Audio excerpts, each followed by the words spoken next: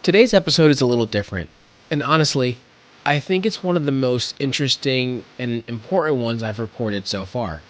Usually, we talk about the tactical side of points and miles, what cards to get, what redemptions to look for, how to travel better for less. But today, I'm pulling back the curtain on something much bigger, the mindset behind it all. Because here's the truth, winning at points isn't just about earning more bonuses or finding the best deals. It's about mastering your behavior, your patience, your discipline, your identity. And if you can master that, you don't just travel smarter, you start living smarter. So in this solo episode, I'm blending my experience as a financial advisor with the world of points and miles, inspired by the lessons in one of my favorite books of all time. We'll talk about what points and miles really teach us about success, freedom, and long term thinking, and why the biggest wins in this game have nothing to do with a credit card bonus and everything to do with how you think. So if you're ready to go beyond the surface and see points and miles in a whole new way, let's get into the show. Welcome, everybody, to the Revolutionizing Your Journey podcast. My name is DeAndre Coke, and today we are going to do something a little different with the show, but I think you're going to find immense value because what I'm going to do is I'm going to combine the worlds of financial advising with points and miles in a way that I don't think has been done before. And trust me, I am not going to turn this into a financial planning podcast. For those new to the show, I am a financial advisor. I own Truicity Wealth Management. The link to that is in the show notes for every episode. I've had the practice for about 15 years now, have a nationwide practice, work with clients all over the country. Now, as I have the opportunity to work with clients, as I've had the opportunity to speak at conferences. I've gone and spoke with real estate firms, with engineering firms, medical practices, with their doctors, with their employees, with their real estate agents on financial planning and such. The question that I get often asked are, what types of books should I be reading? Or what's your favorite books around finance and such? And for those of you that are here for points and miles, trust me, stay with me for this episode. So when I get asked that, there's a list of books that I love, but there is one that is absolutely my favorite. And it's not a book that's about how to be the best investor, how to save the most for retirement, or anything like that. It's this book right here, which if you're watching on YouTube, you'll see it, which is The Psychology of Money by Morgan Housel. This is one of my favorite books of all time, especially when it comes to finance. And the reason why is because it's less about, hey, this is how you need to manage your money, and more about human behavior, human psychology. As a financial advisor, while we're very good at understanding money, investments, planning, taxation, all sorts of things, I work really hard to be excellent at understanding human behavior and behavioral finance because that's really how we're able to connect with the clients that we serve. Why do I say all that? Well, I think there's a psychology behind points usage as well that ties directly into the psychology of money. And that today is the gap that I want to bridge for all of you. So the reason why this episode is the psychology of points is not just about understanding is points and miles a good thing to do. It's much larger than that. It's understanding how some of the same things that affect us in our personal lives and how we manage money and approach money on a human level is the same thing that can affect you in the points world. So again, this is not going to be a financial planning podcast, nor is it going to be a psychology and growth mindset podcast either. We're still focused on points for this episode, but we're going to take it to a little bit of a different and deeper level. And I really think many of you will take value in this. And I would love to hear some feedback after this episode, whether it's on YouTube, whether it's Instagram DMs or comments or emails or in the Facebook group, what you thought of this episode, because I know this is going to be a little bit different, but let's get into it. So the first thing to talk about is the word enough. In Morgan's book, he talks about enough, and he specifically references a name that you're going to be familiar with hearing, Bernie Madoff. And I'm not going to go down the weeds into it or say as eloquently as Warren does in his book, but most people don't know that Bernie Madoff was extremely wealthy before he ever started being part of his Ponzi scheme. And like legitimately wealthy. He was one of the smartest investment people in the world before he decided he didn't have enough and became greedy. Well, where does that fit in with the points world? Well, in your points life, earning your first free flight or close to free flight feels amazing. After the 10th, it's a little bit less so. When you get that lie flat seed and you found that perfect redemption, you can't wait to tell everybody, right? You did. You've been listening to the podcast. You've been following blogs. You've been studying the points game and you got that redemption that you're excited about. But after you've done it 10 times, you're not on top of the world as much. You want a better seat, a bigger seat, a fancier champagne, a bigger suite. This is something that in behavioral finance we call hedonic adaptation. No matter how good something feels the first time, you adapt. It becomes a new normal. And if you're not careful, you end up in this endless chase for more and more and more without ever stopping to define, well, what's actually enough for you? Now, I'm not saying that enough is that you should stop at a certain level of having points. That's not what I'm saying. But people often chase more and more and more without stopping to define, well, what are they actually going after? Whether it's more points, more business class flights. So while there's nothing wrong with obviously accruing more points, which I'm doing on a daily basis, well, I would set some intentional goals. Maybe it's, I want to take 3 international trips per year in business class versus I need millions of points. In points life, defining your own version of enough is key. And enough, again, doesn't mean you stop growing, doesn't mean you stop building the points. It just means that you decide, what are you building your points for? What's that dream trip that you want to take with yourself or for your family? What is it that you're aiming and you're working this hard and you're listening to this podcast and consuming content for? Figuring out the connection there is key. Because if you don't consciously set that definition, you'll always be chasing and never arriving. One of the next tie-ins is the word optionality. And I love using this word when working with clients. And it's that optionality is power. Having points is like having cash equivalents for travel. It's options, not obligations.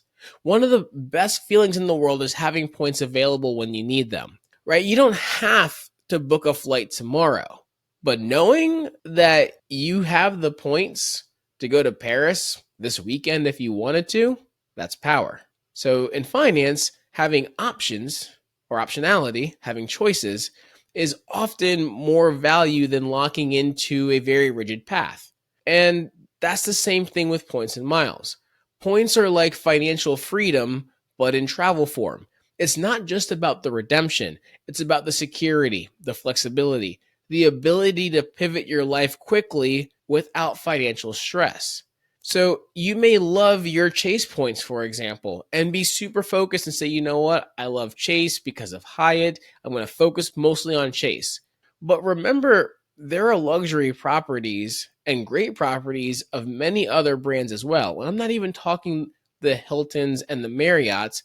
I'm talking about the brands that are a little bit more overlooked in the points world, like IHG, Choice Hotels, or their luxury line Privilege Hotels. So focus on flexibility and optionality, not just having rigid plans.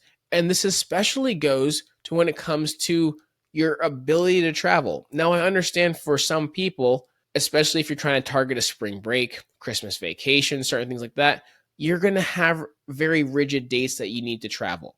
But for a lot of individuals, you don't have a set 2 weeks or 3 weeks or whatever it may be that you have to take for vacation. You typically just need to request the time off. And so with that, when you think of flexibility, having the opportunity to say, you know what, I want to travel to wherever it's best to travel to in August or September or wherever it may be, and deciding from there, A, where do you want to go? And B, once you figure that out, what dates are the points the cheapest to get there?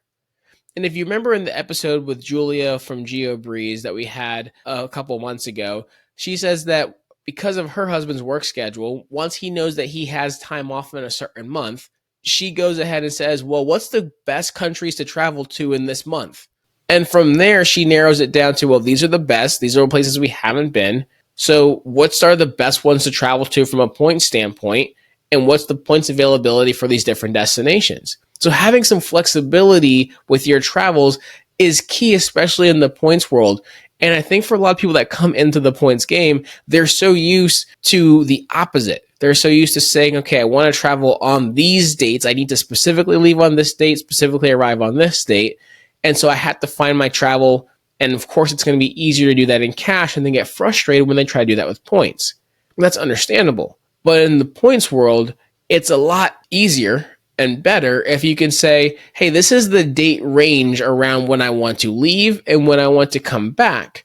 And now instead of finding a business class flight for 300,000 points, you might find that there's a specific flight on one of those days that's 70,000 points per person.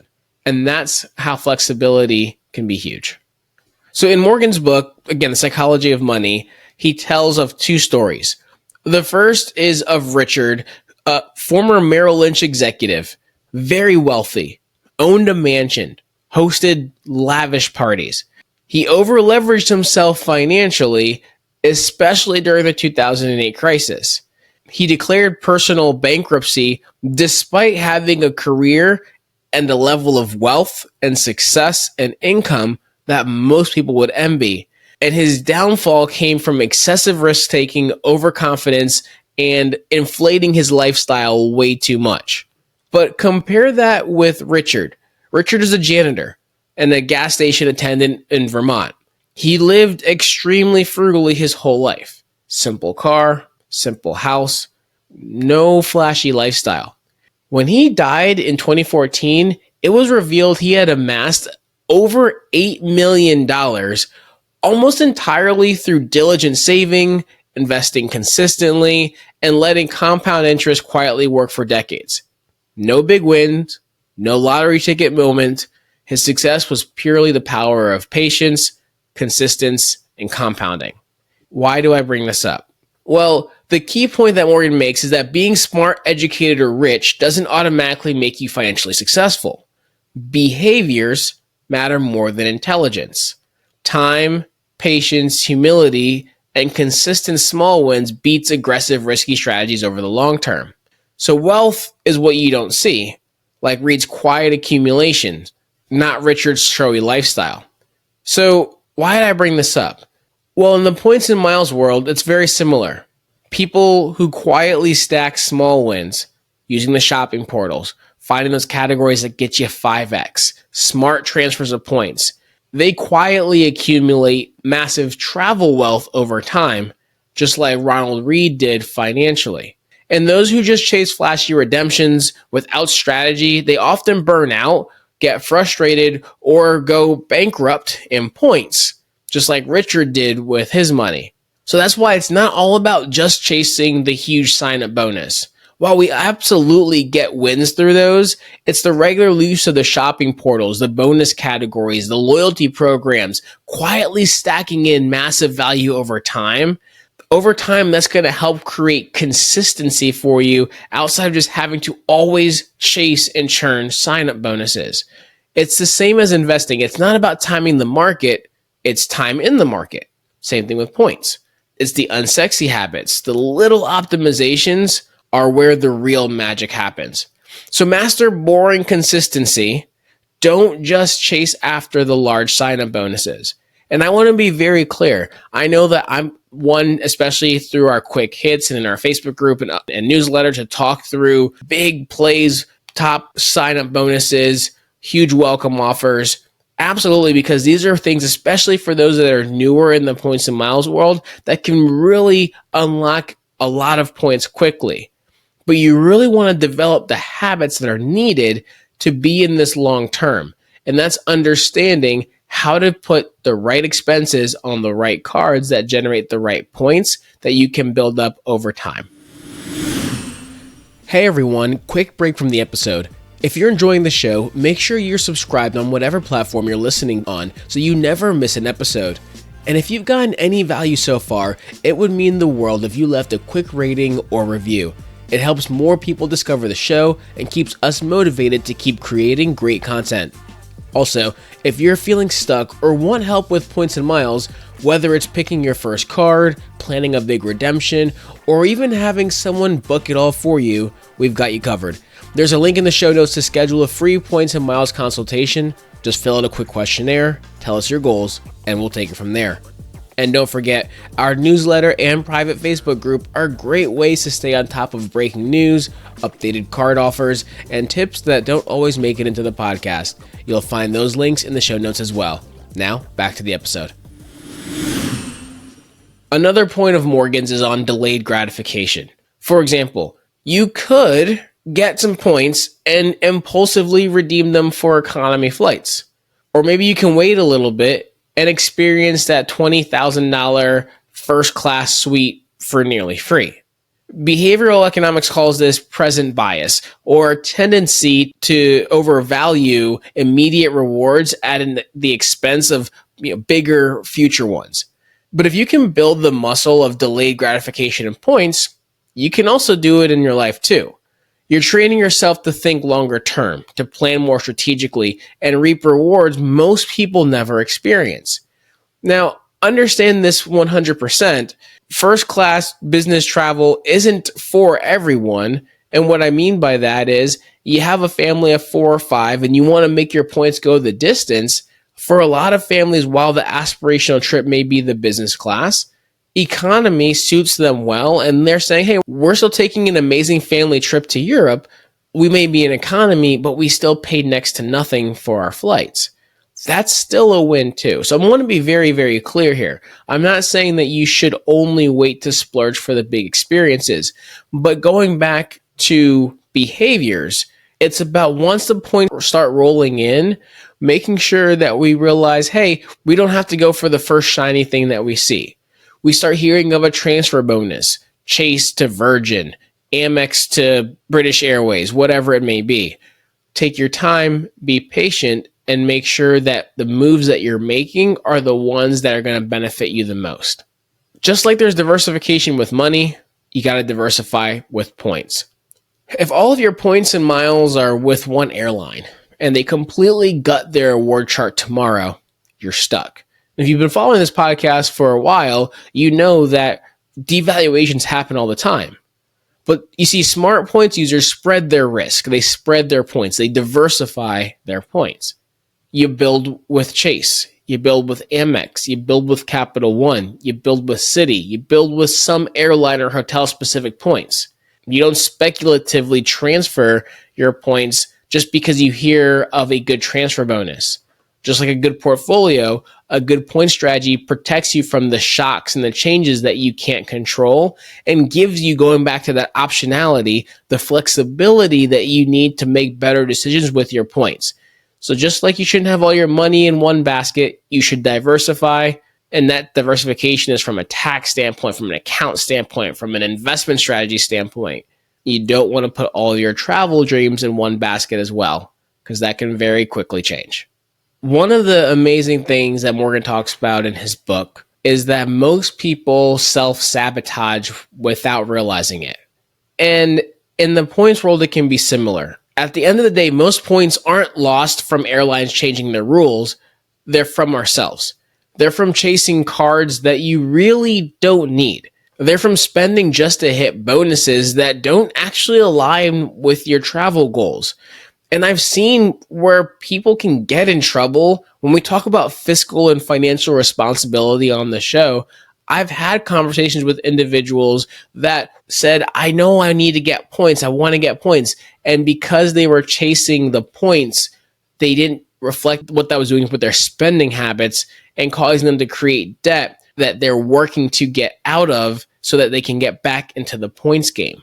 And that's why it's always important to make sure that we're not self-sabotaging. We're understanding what are we chasing after and the why. And that goes back to the enough part as well.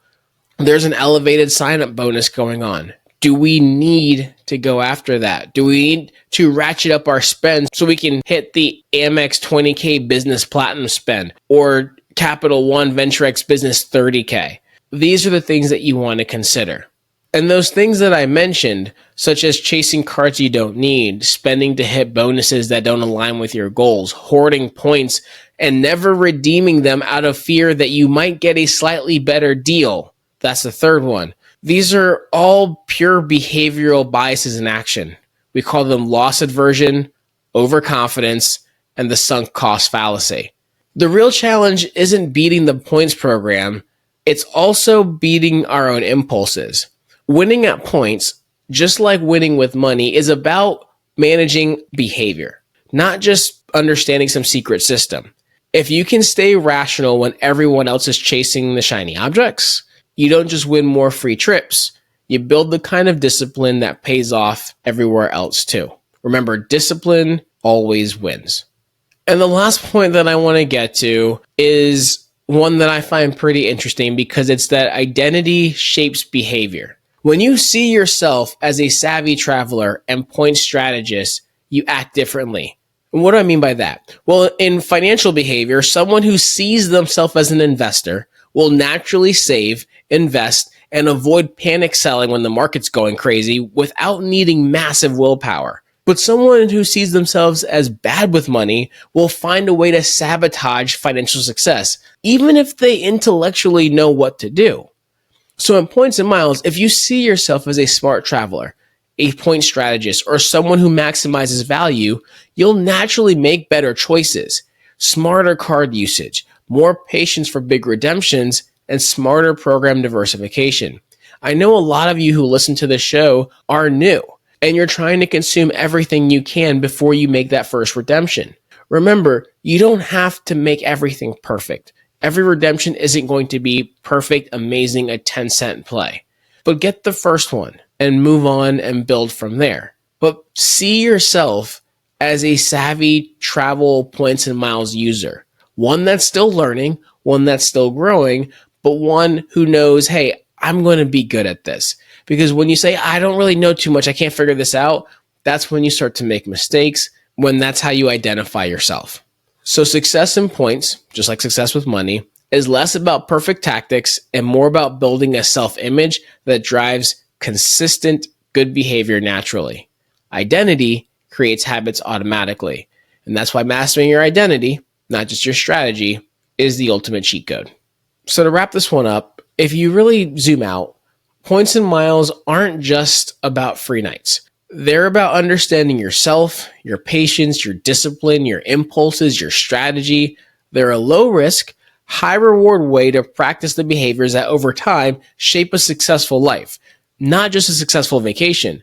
Just like building wealth, mastering points isn't about being the smartest person in the room. It's about being the most consistent, the most patient, the most strategic. Anyone can chase shiny objects, but it takes real strength to build quietly, patiently, intentionally, and then you move when the opportunity strikes. In that way, learning how to save, earn, and redeem points is one of the best training grounds for mastering the bigger things. Financial freedom, career pivots, even building the life that you want when the rest of the world is running on autopilot. So if you take just one thing away from today, it's this. Mastering points and miles is just practice. Practice for mastering yourself. And once you get that part right, everything else gets a whole lot easier.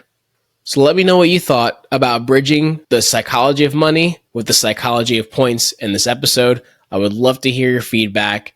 As always, I want you guys to travel smart and to live smarter. We'll catch you on the next episode.